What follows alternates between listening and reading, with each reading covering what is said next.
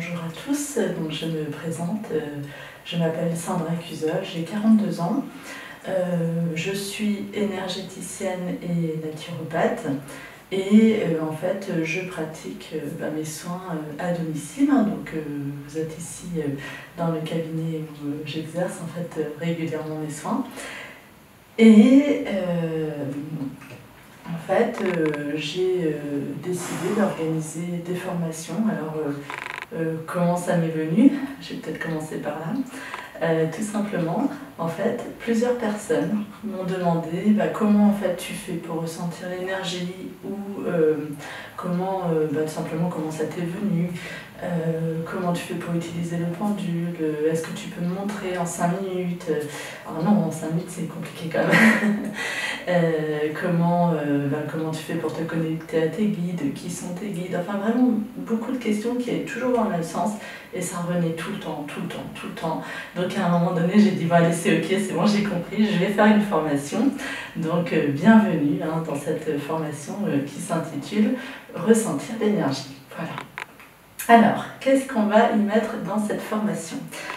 C'est une formation que je veux en fait être pratico-pratique. Alors, je m'explique. L'idée, c'est d'avoir vraiment une formation où, on va dire, il y a une absence quasi totale, il y en a un tout petit peu, de théorie. Pourquoi? Eh bien, tout simplement parce que l'énergie ne s'apprend pas. En fait, vous ne pouvez pas intellectualiser l'énergie, ce n'est pas possible. L'énergie, ça se ressent. Donc à partir de là, toute cette formation va vraiment être réalisée sur des exercices pratiques et sans quasiment aucune théorie. Voilà. Donc on ira directement au but, ou presque, parce qu'on va quand même définir l'énergie rapidement, et directement après, effectivement, on ira donc sur les exercices. Pour apprendre à ressentir l'énergie avec on va dire un petit protocole de préparation pour que vraiment en fait, ce soit facile pour vous de ressentir l'énergie. Et puis après, donc, je vous montrerai à utiliser le pendule que voici. Donc le pendule que j'utilise, on va dire, régulièrement dans mes pratiques pour faire des mesures.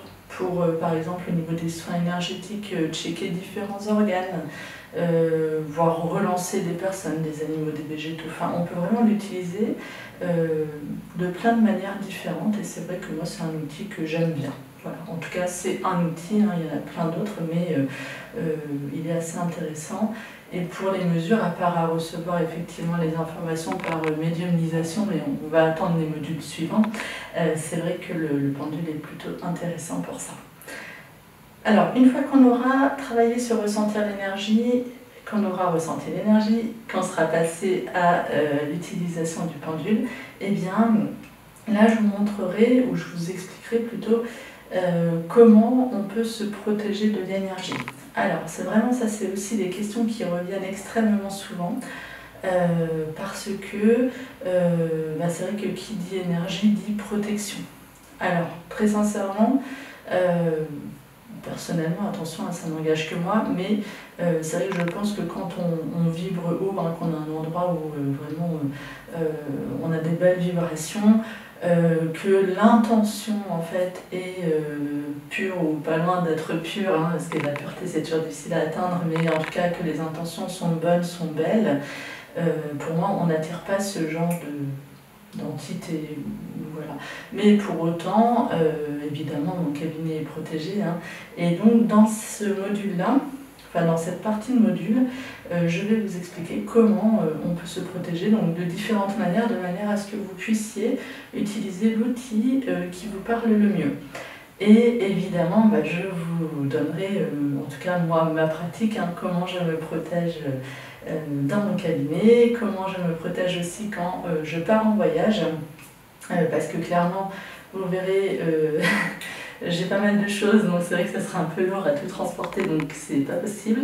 Mais voilà, on peut faire aussi léger en étant protégé de la même manière. Donc je vous expliquerai comment je fais, en tout cas mes pratiques personnelles et les pratiques que je connais. Hein. Donc j'ai mis tout l'éventail de ce que je connais, que j'ai d'ailleurs pu expérimenter avant d'en arriver à trouver les miennes de pratiques personnelles. Voilà.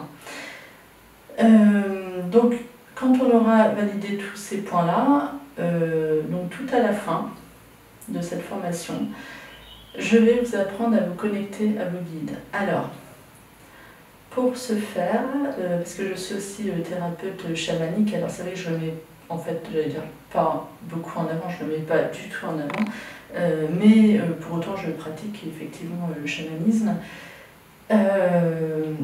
Je trouve l'outil chamanique pour se connecter à ses guides facile et surtout concret. Parce que sinon, franchement, quand j'ai monté la formation, je me suis dit, mais comment autrement je pourrais faire? J'ai pas trouvé. C'est trop abstrait, c'est comme l'énergie, si on n'a pas ressenti, bah, c'est compliqué de savoir si les infos qu'on a, c'est les bonnes, si c'est bien le guide, si c'est pas le guide, enfin, vous voyez, trop compliqué. Donc pour le coup, l'outil chamanique est merveilleux, concret, et il vous permettra en plus, parce que c'est une méditation, de pouvoir refaire cet exercice autant de fois que vous le désirerez. Et c'est important d'avoir cette information parce que autant, alors en tout cas en présentiel, ressentir l'énergie, tout le monde ressent. Le pendule, tout le monde arrive à utiliser le pendule à la fin de la formation. Pour ce qui est de se connecter à ses guides, je vais être sincère avec vous, on est à un peu plus de 50%. Mais voilà, c'est pas aussi simple, aussi facile, c'est pas toujours du premier coup, et c'est pas grave, hein. Parce que peut-être que c'est pas le bon moment, peut-être qu'on va aller trop vite, peut-être qu'il y a des blocages à travailler, enfin il peut y avoir différentes raisons, mais simplement voilà, faut l'accepter, c'est ok, et vous pouvez recommencer autant de fois que vous voulez. Hein. Voilà, j'insiste bien là-dessus.